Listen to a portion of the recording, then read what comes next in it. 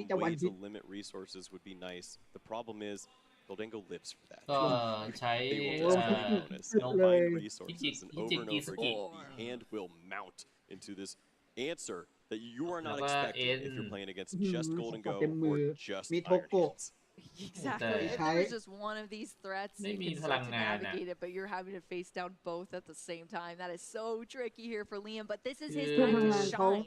He could somehow map out a way to win this, and if I'm relying on anyone to do that, it's going to be Liam Halliburton. He's bumping that stadium in the Levincia here straight into an Iono after that as well. And the Ends Castle, it's another incredible stadium card that fits perfectly, of course, into this deck. Plays right into this partner Pokemon strategy, allowing your Ends Pokemon to have no retreat cost. That's a big advantage there. This draw is so big, you need to find some help here with the trade. Basically, Reshiram at this point is the only thing that even gives you an attacker. Oh, you found the Toad Scroll, so you're slowing down the Golden Go portion of the deck, but you are still getting smacked by Iron Hands. If there's boss's orders on the other side, you're in for a lot of trouble there. And Iono did not work out. Kazuki is in paradise right now. My goodness. And can only go further as well. Does he have like 2 or 3 boss in hand? Like, what is happening? Oh no, we've only seen one, so there's still a heavy line of them there. None are in the prize cards for Kazuki, so that very well could be what you're seeing in the hand. Let's take a look. 1, 2, and a penny. Yeah, I mean, this is just gruesome. That's brutal here that we're seeing Kazuki straight off the Iono, finding tons of incredible cards just like this boss's orders, targeting that Toad Scroll right away with the Slime Mold Colony ability, locking that discard pile from being recovering cards there. But now it is out for the count. The time and the resources spent for Liam to establish that Toad Scroll are knocked off the field here. As Kazuki churns through these prize cards, he's only got 2 prize cards left, and Liam still has 5 left to take. Kazuki is one of the only players we've seen really giving this deck a chance. He has a 10th place finish at one of the recent Japanese championship tournaments that he was in, and he's got all of the answers built into this deck. Think of a world where you don't have a hand disruption, and Penny picks up the Iron Hands, giving you 4 energies. That's 200 damage just for free, handed to you. If you have 2 other energies in hand, you are taking a knockout, cleaning this game up. There's so much to consider here as Liam. He's going to do his best, though. He has Night Stretcher. That's why you play the 2-1 line. You bring this Pokemon back. Please show us the hand disruption, and it is Iono there sitting. Oh, yeah, we're going to need it here for Liam, trying to slow things down as Kazuki has just been going through these turns. I mean, it's really cool to think about that, Kyle. You just recover your energy and take some huge knockouts toward the end of the game, and you're unstoppable here. Liam's trying to hold on, of course, looking through the hands first before the Iono. Definitely keep track of your cards. They're going to the bottom, and then you're seeing what your chances are to draw into more of those resources once again. But Liam here going to draw 5 of these cards. Of course, Kazuki's only going to get 2, so that's the limiting that we need to try your best. Come on. At this point, still not finding the resources. He drew with multiple trades. It had the Pheasantipity, and he's passing over the turn. The top 5 did not work for him. We know Kazuki has plenty of great cards at the bottom of his deck now that could have won the game. Can he shuffle up and find the answer? He's already doing that here with the Genesect. A perfect way to use this ability. Yeah, that's perfect. Who cares about evolutions? Shuffle your deck and draw. Yeah, we've already got all the evolutions out here. They're on the field, and they're ready to start coin bonusing thanks to that Genesect support. We see the shuffle here. We see the Toad Scroll there. Looking for a little more help. Oh, no. Oh, was that just yet. Lavencia? Lavencia in combination with a penny would be enough to do it. Boss's orders would be a great card to take the knockout. He's not finding it. Is that like triple Arvin? Wow, triple Arvin off of this Pokegear. I guess like double and a scouting. It's still not great. No, yeah. And you just see Kazuki shaking the head here after that whiff. I guess we kind of jinxed it a little bit there, Kyle. I mean, that's the only way we stay in this game, boo. All right, I got to throw the jinx around every once in a while. You want to see more turns? It just makes it a little more spicy, you know? It just makes it a little more spicy. Do you think this is going to be one of those turns if Kazuki's not able to set up this play where it could start to change the tide here in Liam's favor, Kyle? What do you think? I mean, this is the window that Liam needs. He needs to buy turns, and you do it in just this fashion. It's it's up to Kazuki now to figure out what the best plan is. He's just thinning his deck out of resources, and he might honestly pass the turnover. Dealing this damage into a Zoroark is pretty useless. You're just setting up for a Reshiram to attack in even harder. In combination with Iono, you might not see the energies again for Golden Go. It might just be pass. I think that is what, and it's crazy to see that because we see 3 Golden Go on the bench, all coin bonus into all of these cards, but it's just a pass back over to Liam that's giving Liam this opportunity to start to recover here a little bit. We saw the counter catcher being drawn here off of this trade. Yep, and that's what you have to think about on Liam's side is you're attacking for 2-hit knockouts at this point because you do not have Darumaka set up. You want to lean into that. It's a little late for it, but maybe there's a world where you could get that Pokemon established. If not, though, it's Reshiram, all or nothing on this last bench space. Right. This is the problem we see with this deck so often is it is great at setting up, but terrible at attacking. Yeah, it's terrible at attacking because it takes so much to get there, unfortunately, and Liam that's the board that we're looking at. It's just 3 and Zoroark here. We do have a Toad Scroll that's now getting an energy attached to it on Liam's side. We're going to see the boss's orders there for that Genesect. Yep. Just I need you to take a break. Hopefully the energies are depleted at this point, and somehow, some way, this hand has 0 basic energy in it. Wow. That's pretty wild here. That Genesect EX, of course, like we were talking about, a new addition into the format. It's the Black Bolt there, but 2 retreat costs. It's heavy. It's hefty. It carries so much weight and that ability to search out your evolution Pokemon and shuffle up your deck as well. But then, you know, it can get stuck there in the active position. I talked about earlier in the game, there's this spot where maybe if you have 2 or 3 energy, you use that superior early so you have these basic energies to draw into. There was 1 energy in there, and now I'm even considering, would you have just gone for 1 at that point? You don't need to see 4 superior energy retrieval. Just burn those resources and have another card that could help out in this instance. Just things that you need to think about in this matchup as the resources don't need to be used as strongly because Iron Hands accelerates the clock for you, steals those 4 prizes early. Yeah. Look at this. Back again. Air Balloon has returned. Another one of these cards that is so essential in so many decks now, and it is back on the scene and taking names here, allowing for that retreat. It's 2 retreat costs less, and that's the exact retreat cost of that Genesect EX. So with a cute little balloon, it flies away back into this Iron Hands EX. Ready, it's fully healthy, all ready to start swinging once again. Okay, Reshiram was found off the top deck. Boss's orders is found here too. So if you want to attack into some other Pokemon here, start to work on a Pokemon like this Golden Go that's hanging out over on the side. It has no energy just yet, no way to move around. Could soften it up. แต่ว่าคือ แขนเหล็กก็ตีไม่ออก The Pal Pad shuffling 2 Iono from the discard pile back into the deck. That is the way that we're sticking Kazuki in these difficult positions for Liam Halliburton to do. And yeah, prioritizing that. We got the Reshiram ไม่รู้ว่า out. ใบข้างหลังมีใบไหนที่ทำให้ another พื้น energy. ฐาน So ตี now the ไม่ได้ penny หรื is อ a เปล่า live way to clean up the game. You can pick up Iron Hands and get there with the 6 energies. Do we see it? It is in the hand. He can pick it up. Look at the combos here.